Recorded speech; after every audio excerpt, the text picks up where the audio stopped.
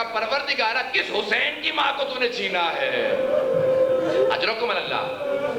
ملائکہ دیکھنا چاہتے تھے وہ حسین جو ماں سے بچھڑ نہیں سکتا، وہ ماں کی قبر سے کس طرح سے رخصت ہوگا۔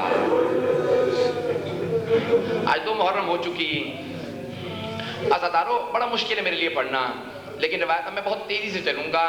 روایت کے الفاظ ہیں، جناب سید الشہداء جب بیعت کا مطالبہ کیا تو کہا تیار ہو جاؤ، فہرست میں نے تیار کی ہے، یہ افراد جائیں گے، تم تیاری کرو، عباس تم پانی رکھو،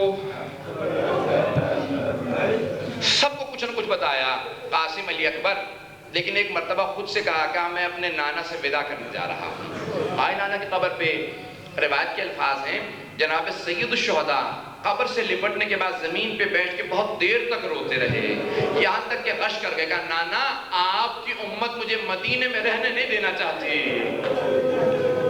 جب غش کر گئے، جناب ام سلمہ کہتی ہیں حسین نے جانے سے پہلے مجھے بتایا، نانا میرے خواب میں آئے، کہا حسین ان اللہ شاء ان یراک قتیلا، مشیت الہی یہ ہے کہ خدا کربلا کے میدان میں آپ کو شہید دیکھنا چاہتا ہے۔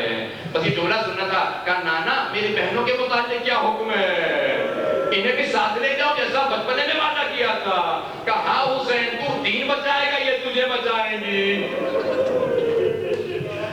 بڑا مشکل ہے میرے لیے پڑھنا یہ ہے۔ بس ایک مرتبہ اٹھے، حضرات میری طرف دیکھیے گا، ایک جملہ ادا کرنا چاہتا ہوں۔ کہتے ہیں ماں کی قبر پہ کس طرح ہے سید الشہداء، جس طرح سے ایک چھوٹا بچہ ماں سے لپٹتا ہے، جناب سید الشہداء قبر پہ اسی طرح سے لپٹے، کہ اماں آج بھی مجھے اپنی آغوش میں لے لو، میرا جاننے کو دل نہیں کرتا۔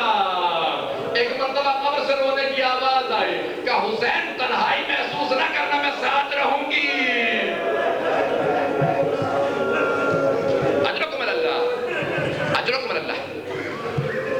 سنیں گے روایات کے الفاظ، بڑے سخت الفاظ ہیں، کن کن مقامات پہ جناب سیدہ مقتل شیخ الرئیس میں بھی الفاظ ملتے ہیں، یہاں تک کہ جب جناب زینب کبریٰ نے کہا تھا، جب شام کے راستے میں جناب سکینہ اونٹ سے گر گئی تھی، کسی بی بی کو، برقع پوش بی بی کو درخت کے نیچے بیٹھے دیکھا، بچی گود میں تھی، یہ روایت میں نے متعدد مقامات پہ دیکھی ہے، مستند روایت ہے، فوراً بچی کو گود میں لیا، کہا بی بی میں اپنی ماں سے تجھے جزا دلاؤں گی، اپنی ماں سے جزا دلاؤں گی، یہ میری یتیمہ بھتیجی ہے۔ گود میں لیا، جناب سکینہ کو آگے بڑھی، آواز دی اس بی بی نے، کہا زینب پہچانا نہیں؟ کہا نہیں بی بی، کہا زینب میں تیری ماں۔ اجرکم اللہ، اجرکم اللہ۔ کہا زینب میں تیری ماں۔ میں نہیں جا سکتا تفصیلات میں، حضرات مدینے میں عبداللہ ابن سنان کہتا ہے میں نے سنا حسین کربلا کے لیے جا رہے ہیں، پورا مدینہ جمع تھا، میں بھی گیا، دیکھو تو صحیح لخت جگر رسول خدا کو مدینے والے کیسے رخصت کرتے ہیں۔ کہا جب میں پہنچا تو حسین مسند پہ، اپنی مسند پہ بیٹھے تھے، تشریف فرما تھے، سارے کے سارے امام حسین کے بھائی، بیٹے اور دوسرے اہل بیت انتظامات کر رہے تھے۔ اچانک میں نے کسی کنیز کی آواز سنی، کیا آواز آئی؟ کہا کہ ام فروہ آ رہی ہیں، حسن کی بیوہ ام فروہ آ رہی ہیں۔ بس یہ جملہ سننا تھا، امام حسین مجتبیٰ کے بیٹے کو آواز دی، کہا قاسم ماں کو سوار کرو، بازو پکڑا، ماں کو سوار کرایا، آواز آئی، کہا علی اکبر کی ماں لیلا آ رہی ہے، کہا علی اکبر ماں کو سوار کراؤ، بازو پکڑا، ماں کو ہماری پہ سوار کرایا، اتنے میں آواز آئی علی کی بیٹی ام کلثوم آ رہی ہے، کہا عباس آگے بڑھو، زہرا زادی ہے، میری طرف دیکھیے گا۔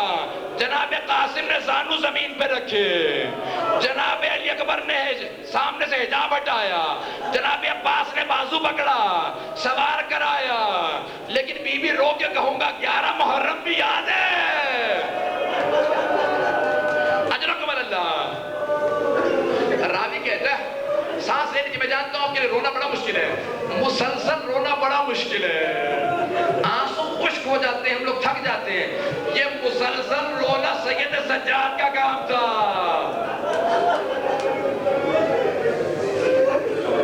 سنیں روایت، سنیں گے، سانس لے لیجئے، روایت کے الفاظ ہیں، اب ایک مرتبہ کسی کنیز نے آواز دی، کیا آواز دی؟ کہا زینب کبریٰ آ رہی ہیں۔